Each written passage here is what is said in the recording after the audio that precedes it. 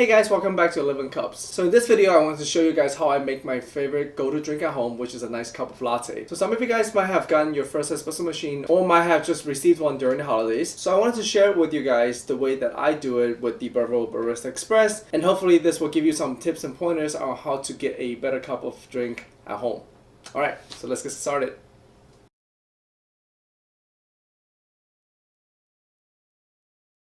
Alright, so like I said, in this video, we'll be only using what originally comes with the Breville Barista Express, just because I know some of you guys are doing some research out there and you are seeing all these YouTube videos. People are using these extra accessories or tools or fancy grinders and stuff like that. I just want to let you guys know, starting out, you really don't need to use those things. One of the most important things to do first is to get to know your machine. So today I want to show you guys, based on my 4 years of experience with this machine, how I get the most out of this machine have to offer. Alright, so the only thing that you will need on top of this machine is to get yourself a small scale that will fit underneath your portafilter. And for me in this case, it's just going to be the Maxxis scale. It's a very budget-friendly option. I'll share the review video that I did right up here. So obviously the first thing you want to do is turn the machine on. The machine is going to go through its warm-up process. However, I do recommend that if you have the time, let the machine sit there for another 20 minutes or so. So this will actually allow the machine to reach its most optimal temperature internally. So while you're doing that, I do recommend you leave the portafilter in the group head, so this way the portafilter will also get warmed up along with the rest of the machine. So in this case, I've already let this machine sit there for half an hour before recording, so we can move on to the next part. So the Breville Barista Express does come with a built-in grinder, and this is obviously now the best grinder that you can get. However, with the right grind setting and with just some simple techniques, you are still able to get good results just by using the built-in grinder. So one of the main things that you're able to control on this grinder is obviously the grind settings. So if you are buying coffee directly from brands like BW or Counterculture, those are generally roasted to order. So when I first received those beans, I do find it work well to start off at the grind setting of about 5 to 6. You can actually leave the dial in between, and that will be, approximately 5.5. Now, as the bean gets older, meaning as more time passes by, so depending on where you are and the humidity, I will start moving the grind setting to a smaller number, meaning finer. I would say you could probably move the dial about 0.5 or 1 point every 2 weeks or so. In this case, the coffee that I have here is actually from the end of December, so it's about a month or so. So for today's grind setting, I'm going to turn the dial to 4. So when it comes to the amount of beans to use, when the coffee is fresh, I like to start off with about 17 to 17.5 grams. Usually as the coffee gets a little bit older, as I make the grind setting a little bit finer, I also like to increase the amount of beans that I use just by a tad bit, not by a lot. So for this cup, I'm actually going to be using about 18 grams. As for the espresso extraction ratio, I like to be about 1 to 2. That means we're aiming for about 36 grams of espresso out and 18 grams of beans in. You will know that you have actually dialing the machine correctly when you can achieve that within 25 to 30 seconds. Okay, so let's first measure some beans. For the container that I like to use to measure the beans in, it's actually very simple. All I'm using is actually just a dual wall portafilter basket that I'm not using. We're actually going to tear out the machine and let's measure 18 grams. So while we're talking about the espresso beans, I might as well mention the fact that I do recommend you guys measure cup by cup instead of just throwing all the beans in the hopper, because if you are leaving the coffee in the hopper for a long period of time, it's going to get old faster, and second of all, it gets much harder to measure of the amount of coffee you actually use. Okay, and with the beans in, I'm just going to remove the portafilter. It should feel actually quite warm at this point. Make sure it's nice and dry. If there happens to be some condensation while you left this in the group head, you can just wipe it off with a piece of paper towel. That's because if the portafilter is not completely dry, the water is going to cause the grinds to clump up, and that's going to create some channeling within the shot. I usually don't like to touch the filter size setting. Doesn't matter if it's single or double. Double just means that it's going to grind out more. Since we are single dosing this, we are just looking to grind out the exact amount that we put in. You can play with the grind amount setting a little bit if you want. Doesn't really matter. As long as you grind out everything, you'll be okay.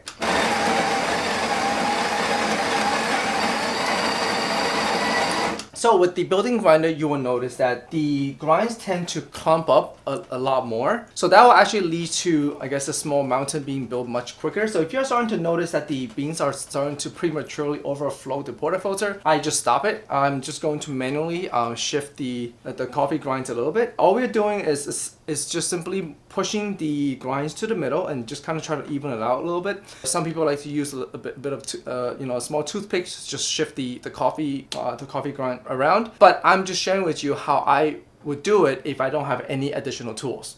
So again, just manually even out the coffee beans a little bit, the coffee grounds. Once you make a bit more room, we're just going to pop it back in and grind out the rest.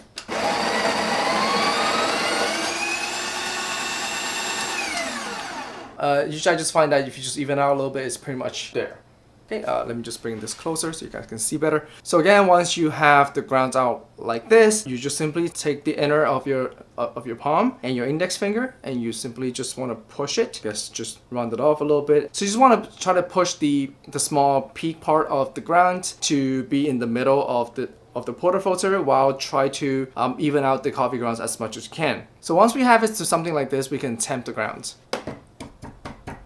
So the Breville does include, their own temper, and this temper is actually slightly smaller than ideal, so it's going to leave a bit of edge on the outside of the puck, and I'm going to show you how to deal with that in just a bit. When you're applying pressure to the temp, the go-to pressure is about 30 pounds. Now, I find that you don't have to be exact as far as the 30 pounds is concerned. There's a couple factors you can play with, such as the grind setting, the amount of coffee beans that you use. So you do want to just find the right pressure that you're able to consistently apply to the temping every single time. Whether or not that's actually 30 pounds really doesn't matter, as long as you are consistent every single time. So after that, if you're not getting the right pull on your shot, you can always change the other two settings. So I'm just going to go ahead and temp how I would normally temp. So I would just apply pressure and polish it off a little bit. And like I mentioned, the temper that the Breville included is slightly smaller, so it's actually going to create some buildup on the side of the,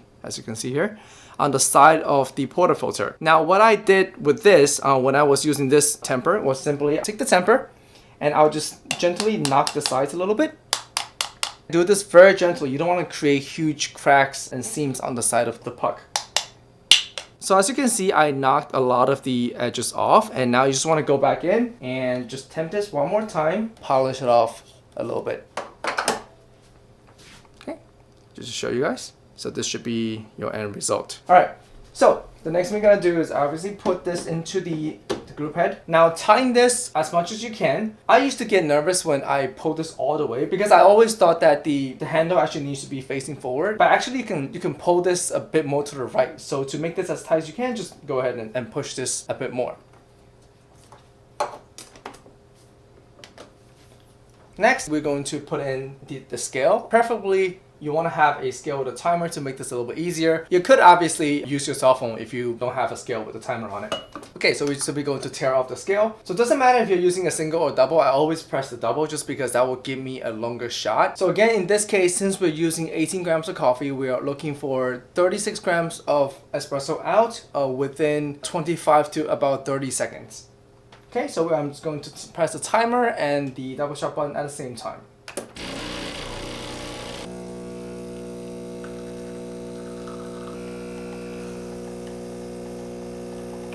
We got about 36 grams of extraction just about at 25 seconds. So in this case, if you do want a slightly longer extraction time, you would modify the grind setting on your grinder, or you can increase the amount of coffee, or if you're practicing, you can actually apply a bit more force when you temp. So either one of those three things is going to extend the time by a little bit, but we are just about at 25 seconds. I'm happy with this shot, so let's continue. So the next thing we're going to do is obviously steam milk. So the pitcher that the Breville include in the box was a little bit larger than what I liked. So the first thing that I actually got myself for this particular unit was that I got a smaller pitcher. But for today, I'm going to use whatever comes in the box. So I'm going to be using this pitcher. Just to clarify, the cup that I'm using today is about 8 ounces. So this is actually a bit more suited for something like a cappuccino. So for a more typical cup of latte, you could use something smaller like a 6-ounce cup. But the slightly larger cup will help you practice your latte art. Okay, so as for the milk, we do want to measure about 6 ounces of milk. So if you have both a gram as well as an ounce setting on your scale, you want to go ahead and switch it over to ounce. So I think a lot of viewers out there are actually lactose intolerant, and I do find that if you actually use lactate milk instead of your normal whole milk, it's actually going to increase the sweetness in your latte. So if you're like some of my friends who cannot drink coffee or latte without adding extra sugar, you can actually try lactate and see if that helps. Alright, so the next part is steaming the milk. For the Breville machines, you want to go ahead and preheat the steamer first. I believe if you have the newer Bambino machines with the new heating element, this part is actually a lot faster. But if you have the infuser or the Breville Barista Express, you just want to go ahead and let the group head heat up. So once you start to hear the thumping sound, that means it's pretty much ready. So you wait for the machine to actually have steam coming out of it. And now you want to just switch it off before it actually go into... Alright, so like I was saying before, you want to start steaming before the machine go into that self-cleaning sound where the machine turns on. That's because once that sound turns on, the machine might not steam the milk properly. So as long as you're hearing this thumping sound throughout the entire steaming process, then you actually done that part correctly. Well, good.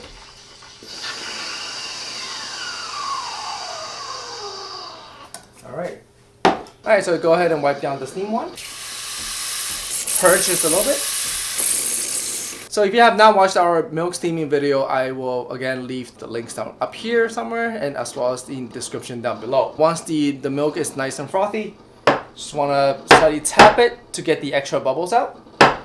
Whirl. And then we're just going to pour. Like I normally do, I incorporate a little bit of milk, swirl, and we're just going to pour in the rest. Now again, when you're practicing, just do your heart.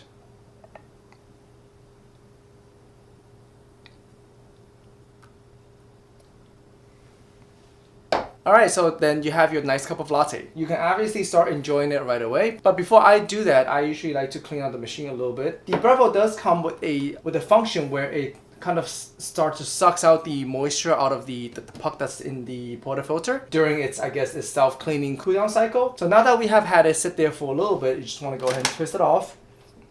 Take out the puck. Dump it. And like I explained in the cleaning video for the Breville machine, at this point, I just want to purge out the group head by pressing, again, the double shot button. And while I do that, I usually like to just rinse off the portafilter with the water that's coming out of the group head.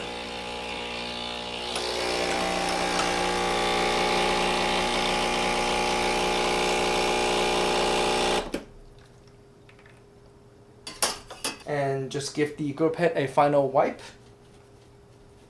Make sure nothing's remaining. And that's it. And now we can enjoy our latte.